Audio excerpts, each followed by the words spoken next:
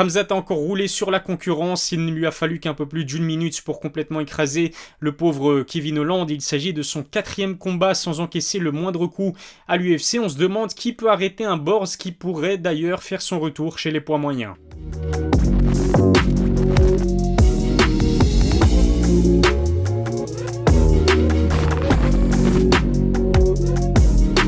Salut à tous, c'est Ilyes, on se retrouve aujourd'hui pour une nouvelle vidéo. J'avais envie de continuer de discuter de Khamzat Chimaev qui sort tout juste d'une victoire écrasante face à Kevin Holland. L'Américain a remplacé Nate Diaz que Borz devait initialement affronter, mais honnêtement quand on voit la performance de Khamzat, je pense que Nate peut s'estimer heureux de ne pas avoir dû en découdre avec un tel monstre. Avec cette 12e victoire consécutive sans transpirer, Khamzat est toujours invaincu. Mis à part Gilbert Burns, aucun de ses précédents adversaires n'ont réussi à lui poser des problèmes. Mais avec une pesée ratée de plusieurs kilos, il y a de quoi se poser des questions quant à son avenir. Quel sera son prochain adversaire et surtout, dans quelle catégorie aura lieu son prochain combat? Je vais justement vous donner mon avis dans cette vidéo. Abonnez-vous à ma chaîne, lâchez un pouce bleu, activez la cloche pour recevoir les notifications. Suivez-moi aussi sur Instagram et Twitter, les liens sont dans la description. N'oubliez pas que vous pouvez toujours bénéficier de 10% de réduction sur les produits Nutrimuscle grâce au code qui s'affiche juste en bas de l'écran. Khamzat a énormément fait parler de lui durant la Fight Week. Après une conférence de presse annulée en partie à cause de son implication dans un début de bagarre, Borz a raté sa pesée. Ce n'est pas 1,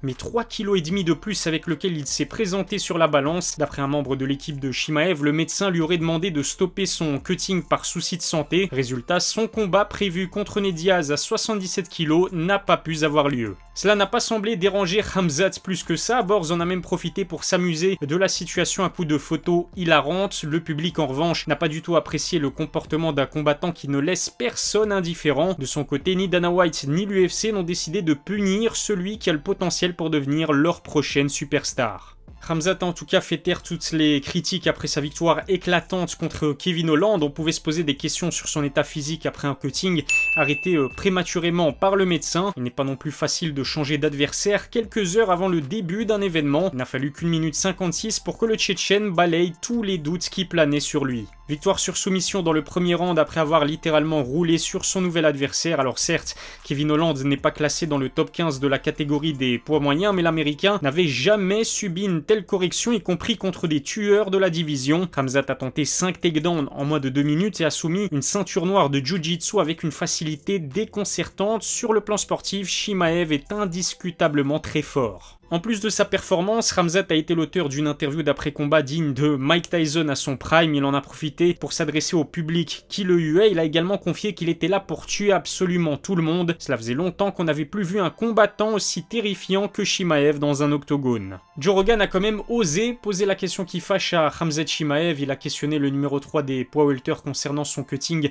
raté et le Tchétchène a confirmé que c'était le médecin qui avait décidé d'arrêter son processus de perte de poids. C'est quand même inquiétant pour l'avenir de Khamzat dans la division des 77 kg. On savait que Chimaev était un énorme poids welter, hors compétition il dépasse facilement les 90 kg. Il a donc au total plus d'une dizaine de kilos à cutter pour valider sa pesée lorsqu'il combat dans la division welterweight. Khamzat a quelques combats chez les poids moyens à son actif, il avait d'ailleurs débuté à l'UFC dans cette catégorie, mais d'après ce qu'il dit, c'est son coach qui a insisté pour qu'il poursuive sa carrière dans la KT en dessous. Sauf qu'une pesée ratée de plus de 3 kg n'est pas bon signe. Khamzat devrait plutôt songer à faire son retour à 84 kg, une catégorie dans laquelle il a toute sa place. En témoignent ses nombreuses victoires chez les poids moyens. Beaucoup moins dense que la division des welter, la KT pourrait même lui offrir un title shot beaucoup plus rapidement. Je ne serais pas étonné de voir l'UFC lui proposer le vainqueur du combat entre Israel Adesanya et Alex Pereira. Le coach de Khamzat en a d'ailleurs dit un peu plus concernant le prochain combat de son poulain. Dans une interview enregistrée récemment, il a confirmé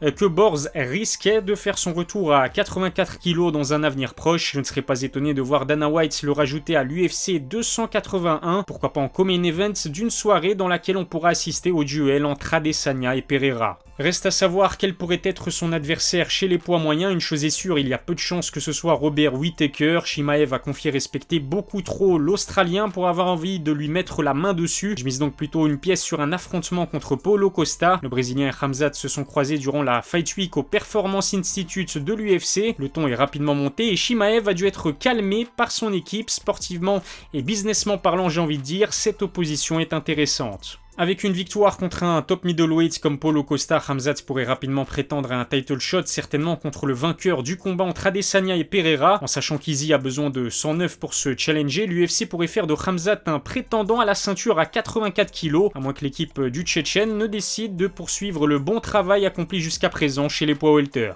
D'autant plus que les adversaires de qualité ne manquent pas, à commencer par Colby Covington. Il est sans conteste possible numéro 2 de la catégorie derrière l'ex-champion Kamaru Usman. Je suis curieux de voir Khamzat affronter un lutteur du niveau de Covington. En cas de victoire, personne ne sera plus légitime que lui pour disputer le titre à 77 kg. Reste à savoir si cela se fera contre Kamaru ou Leon. Les deux combattants devraient s'affronter lors d'une trilogie dans les mois à venir. Alors qu'est-ce que vous en pensez? Khamzat devrait-il continuer à combattre à 77 kg malgré sa pesée ratée? Est-ce qu'il doit plutôt songer à une montée définitive chez les poids moyens, et surtout contre quel adversaire est-ce que vous voulez le voir à son prochain combat? Dites-le moi dans les commentaires. Je vous remercie de m'avoir suivi, abonnez-vous à ma chaîne, lâchez un pouce bleu si ça n'est pas encore fait, suivez-moi sur mes réseaux sociaux, tous les liens sont dans la description.